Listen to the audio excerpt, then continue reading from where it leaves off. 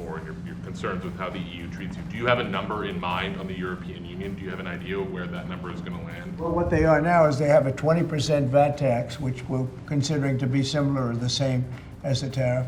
Plus, they charge lots of fees, and they're doing something else. European Union's been very tough on our companies. They sued Apple, they sued Google, they sued Facebook. They sued many other companies, and they're American companies, and the kind of numbers are staggering. And the court system over there is not very good to our companies. If you know that Apple had to pay, I think, $16 billion in a penalty, a court case that was really shocking because most people thought they would have won that court case, people that watched it. So they've been very tough. Airlines have called me up and they said, could you help us with Europe because they're charging us so many different fees. I got a call from the head of American, United, and other airlines saying, every time we land a plane, we get just absolutely killed by the European Union. And so they haven't been. We think the European Union is wonderful. We all love Europe, love the countries in Europe. But European Union has been absolutely brutal on trade. Canada's been very bad to us on trade, but now Canada's going to have to start paying up. And Canada's been tough on the military because they have a very low military cost. They think we're going to, protect them with our military, which is unfair. So Canada's going to be a very interesting situation because, we just don't need their product. And yet they survive off the fact that we do 95% of what they do. And Canada is just absolutely, I say it, and sometimes people smile and sometimes they say, great idea, but Canada, their taxes would come down greatly, their security would go up greatly. Amazing things happen to Canada, and really Canada in this particular, why would we pay $200 billion a year in subsidies to Canada when they're not a state? You do that for a state, but you don't do that for somebody else's country. So I think Canada is going to be a very serious contender to be our 51st state. Mr. President, how are negotiations going with Canada? There was obviously a delay in implementing those tariffs.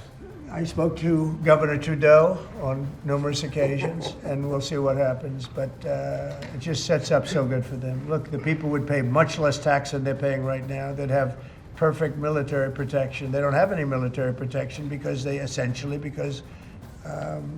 and you take a look at what's going on out there. You have Russian ships, you have China ships, you have Chinese ships, you have a lot of ships out there, and people are in danger. This is a different world today. It's a different world. They need our protection. Yes. You mentioned Elon Musk and the efforts that he's undertaking with your authority. You granted him new authority this week.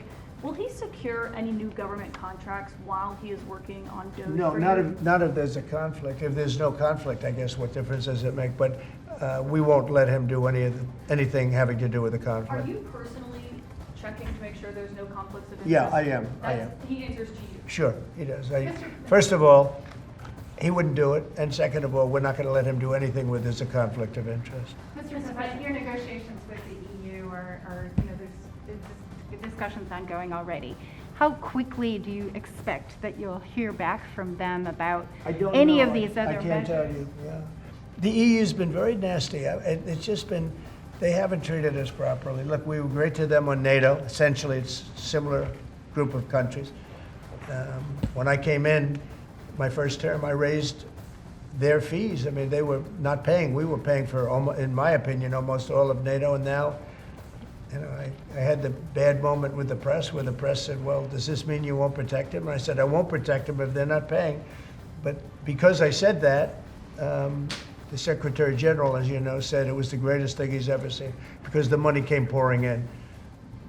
But they don't treat us right on trade. They don't treat us right on the military either. I mean, if you look at Ukraine, we're in for probably $200 billion more than Europe. Why are we in for more than Europe?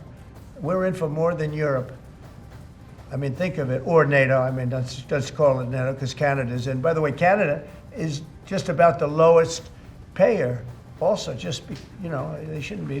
They are just about the lowest payer in NATO, in addition to everything else. So Canada's really been taken advantage of. And if they had to pay just something modestly fair, they wouldn't be able to succeed as a country.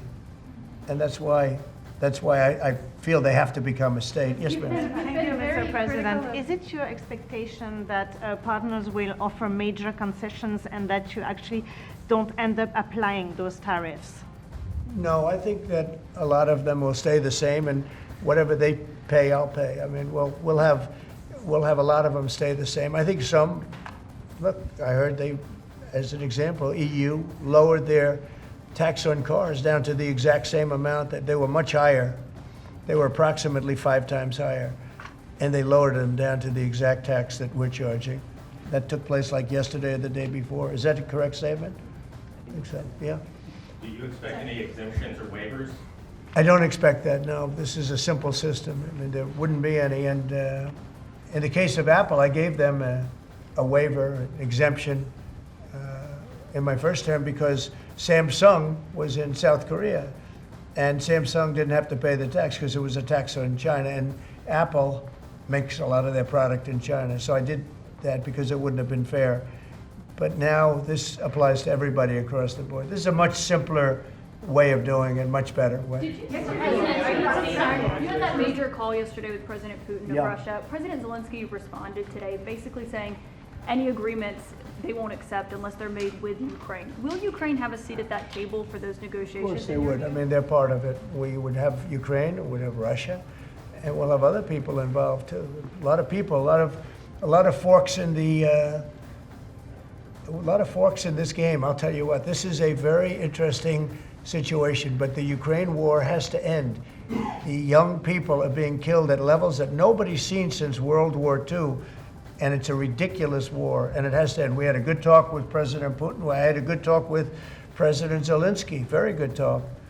And somebody said, oh, I should have called Zelensky first. I don't think so. I mean, we have to find out whether or not Russia wants to make a deal. I know that Zelensky wants to make a deal, because he told me that. But I now know that Russia wants to make a deal. Did you ask Secretary Hegseth to walk back his comments yesterday saying Ukraine won't join NATO and won't go back to pre-2014 No, borders because no, those I are didn't, no. bargaining chips you could use? No, I didn't. Somebody told me to, but I thought his comments were good yesterday, and they're probably good today. They're a little bit softer, perhaps, but I thought his comments Is that from your direction? I thought his comments yesterday were pretty accurate.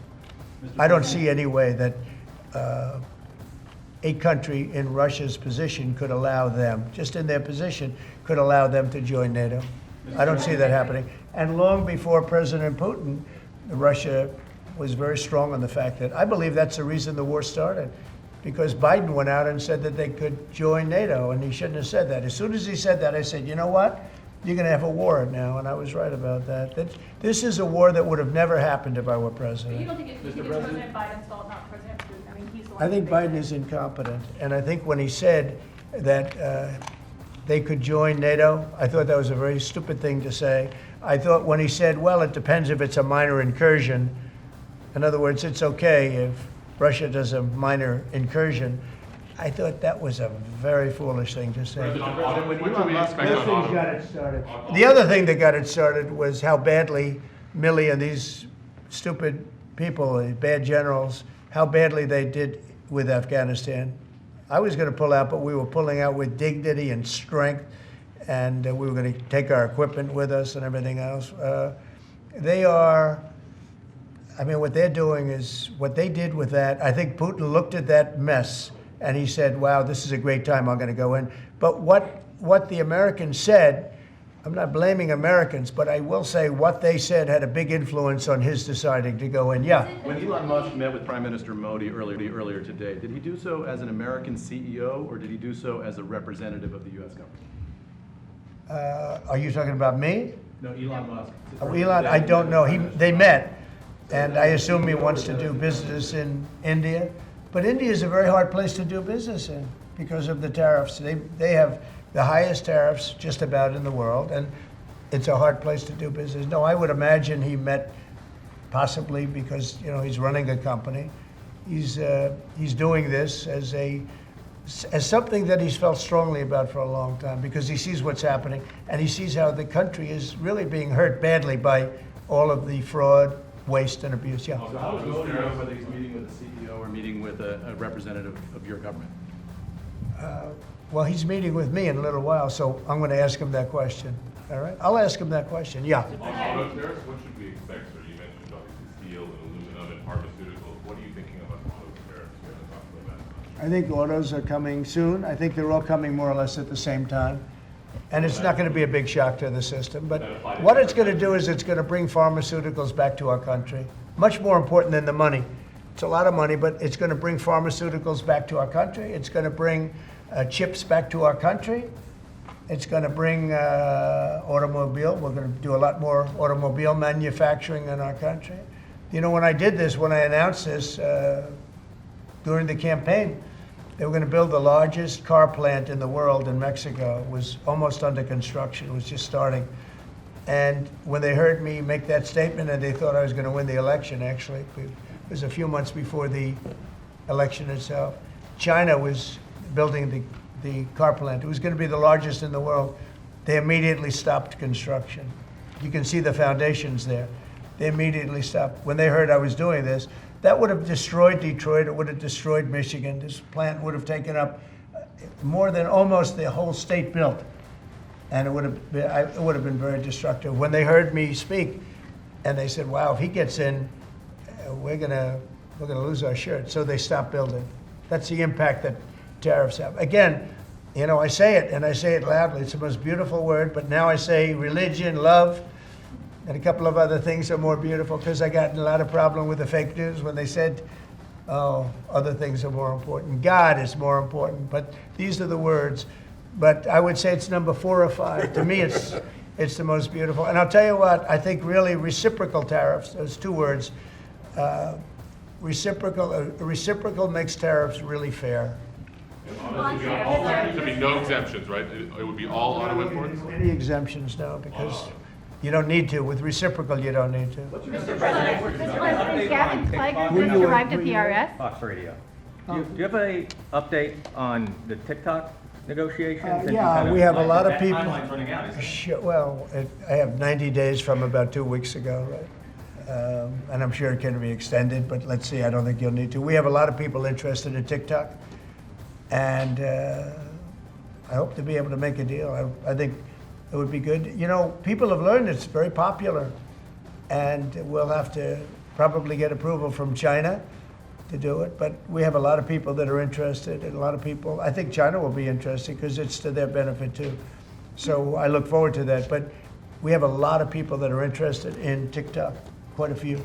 Mr. President, Doge workers arrived today, Gavin Clegg and others arrived today at the IRS. Do you expect to close the IRS, or what are you expecting? No, I don't expect it, but Someday. I think that the Internal Revenue Service will be looked at like everybody else. Just about everybody's going to be looked at. So it's they're doing a hell of a job. It's an amazing job they're doing.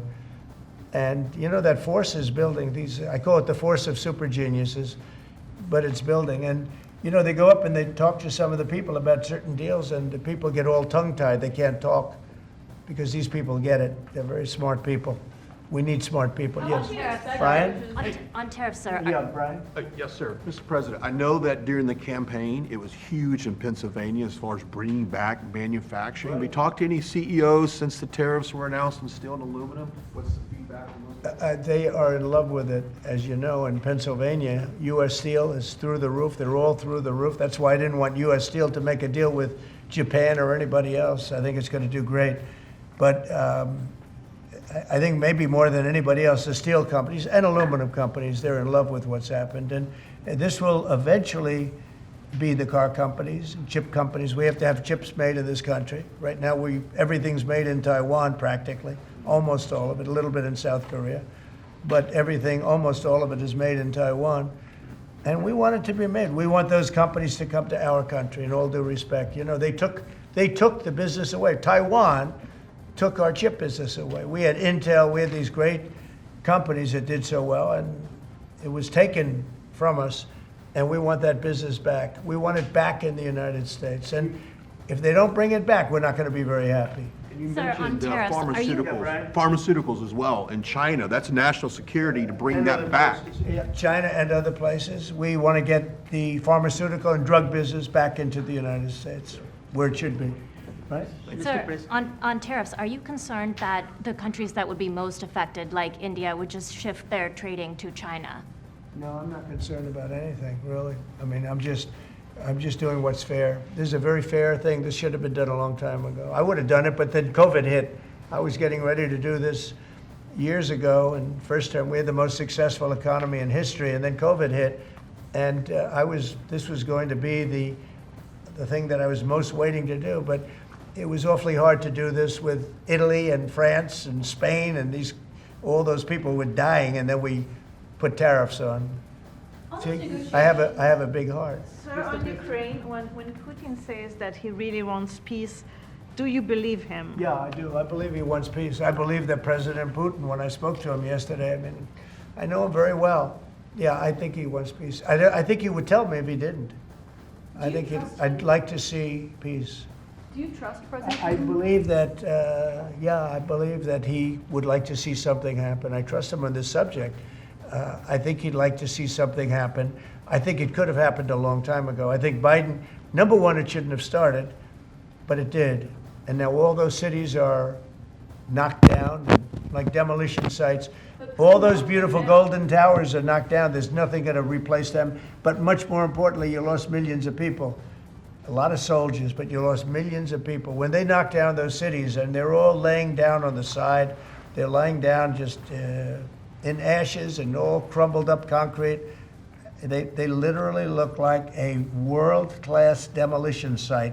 And many of them, almost all of them, but many of them, and this should have been done by Biden years ago. This should have never been allowed to happen. I know he's a friend of yours. But couldn't Putin just withdraw his He's a friend of troops today? CNN. That's why nobody watches CNN anymore, because they have no credibility. Okay, who else? Yes, please. Sir, if you can find a buyer in the United States for TikTok, do you think Xi Jinping will authorize the sale of it, or will I'm going to make it worthwhile for China to do it. I think so. I mean, I got to know TikTok because during the election, I ended up with 36% higher than my opponent with youth. Okay, that never happened before. I beat, that's always been a Democrat thing, youth. It became a Trump thing. And I think TikTok, I think Joe Rogan was a part of it. Some of the great people that I did interviews with were a part of it. But I think that TikTok was I think it was a big part. Look, as you know, we were up by 36% with youth. The Republican was never up with youth. And I focused on TikTok, and I found it to be amazing, actually, and very fair. And I think the image of TikTok is different than it was before the election. I think people saw it, and they view it as a positive, not a negative. I think it'll be to China's advantage to have the deal be made, yeah. How much money do you think you'll raise from tariffs on an annual basis? That's the most interesting question. I think it'll be a staggering amount. It will be the external, I call it the External Revenue Service. That was a name that was devised by a few of us, but I think it's going to be a staggering amount. We've heard it's the number 1 trillion floated in meetings with senators. Is that a number you've thought of? I don't know, but already the Senate's saying, well, wait a minute, they're looking at some of the numbers and they're saying, whoa, look, we want to, I say America first, I say make America great again. That's what we're doing. I think it's the most important thing I've signed. I've signed some very important things. Right to try was so important. I mean, a lot of important things. Space Force, the biggest tax cuts in history. This could be one of the most important things that we've ever signed. Do you expect the Russians and President Putin to attend the summit in Saudi Arabia? Eventually, yeah. Not quite yet. It's a little early. They're having a meeting in Munich tomorrow. Russia is going to be there with our people. Ukraine is also invited, by the way. Not sure exactly who's going to be there from any country, but high-level people from Russia, from Ukraine, and from the United States. Do you want to add Russia back to the G7, sir? I'd love to have them back. I think it was a mistake to throw them out. Look, it's not a question of liking Russia or not liking Russia. It was the G8, and I said, what are you doing? You guys, all you talk about is Russia, and they should be sitting at the table. I think Putin would love to be back. Obama and a couple of other people made a mistake and they got Russia out. It's very possible that if that was the G8, you wouldn't have had the problem with Ukraine. And if I was president, you definitely wouldn't have had the problem with Ukraine. Russia would have never attacked Ukraine. But you ask a very good question, the G8.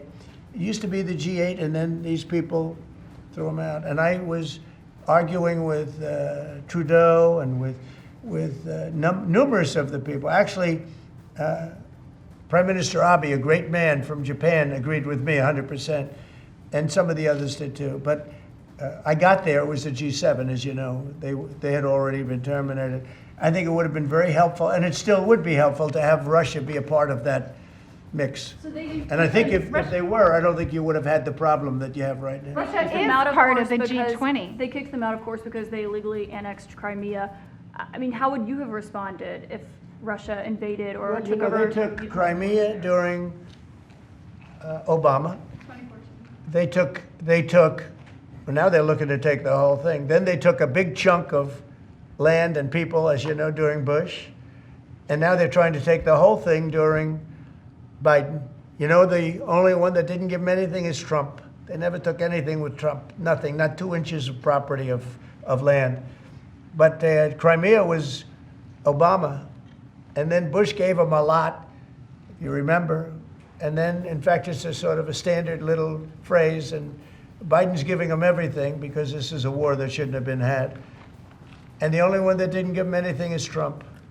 It's just the way it is. What's the message from Wall Street about these tariffs? So there's been some nervousness on Wall Street about the impact. So, I mean, there hasn't been very much, and I think it's going to make the United States stronger, and in many ways it could make other countries stronger too. You know, other countries want to have a strong United States. They want to have a strong America. And I think it's going to make us very, very strong, much stronger. And we have a lot of work we're doing on the military. Our military already, I've authorized some contracts to be built that are very substantial. We're building the greatest equipment in the world. We have the greatest military equipment in the world. We're building it. At some point, when things settle down, I'm going to meet with China, and I'm going to meet with Russia in particular, those two. And I'm going to say, there's no reason for us to be spending almost $1 trillion on military. There's no reason for you to be spending $400 billion. China's going to be at 400 billion. We're at $1 trillion. We're going to be at close to $1 trillion. And I'm going to say, we can settle this on, we can spend this on other things. We don't have to spend this on military because, and I'm going to be meeting with China. You know, we were trying to de-escalate nuclear, and I was in a position where Russia had agreed and China had agreed we were going to start, and then we had a rigged election, so that never took place. But this one was too big to rig. We won by so much that it was too big to rig. You want to do the China meeting in the United States, or would you travel to China for that? For what? A China meeting? Would you do that here or I there? tell people all the time, you know, the question is who's going to have the first meeting, where are you going to, I say this to Putin, to President Xi, I say to everybody, never bothered me, you know, I'm willing to say I'll go first. It doesn't matter. It's the end result that counts.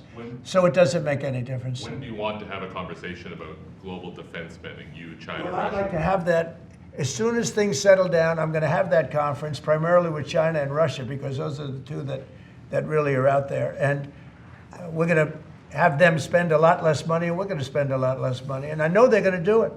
They agreed to it. We were talking about denuclearizing, and President Putin and I agreed that we were going to do it in a very big way. There's no reason for us to be building brand new nuclear weapons. We already have so many. You could destroy the world 50 times over, 100 times over. And here we are building new nuclear weapons, and they're building nuclear weapons, and China's building new nuclear weapons, and China's trying to catch up because, you know, they're very substantially behind, but within 5 or 6 years, they'll be even.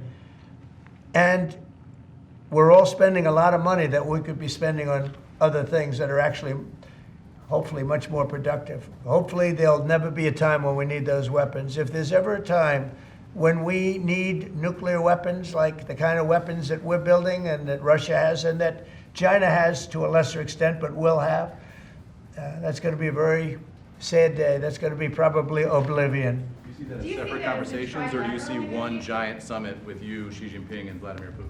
Yeah, I could see that. Let things calm down a little bit. You know, when I left, we had no Middle East problem.